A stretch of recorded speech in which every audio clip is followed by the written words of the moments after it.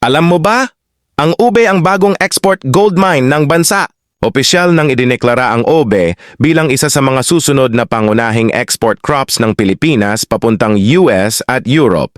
Dahil sa taas ng global demand para sa ube powder at natural coloring, kulang na kulang ang supply ng bansa ngayon. Bago mag-invest sa ube farming, alamin ang dalawang variety na best for purple yung production. Zambal variety, kilala sa napakatingkad na kulay purple at mabigat na timbang. Ito ang paborito ng mga processing plants dahil sa premium na kulay nito. Mindoro variety, matatag laban sa mga peste at sakit sa lupa. Madaling alagaan at nagbibigay ng mataas na yield. Ang magandang ani ay nagsisimula sa tamang similya. Kung handa ka nang sumabay sa ube export boom, mayroon po kaming available na Zambal and Mindoro ube planting materials. Location: Gawad Kalinga, Barangay Balyok, San Clemente, Tarlac.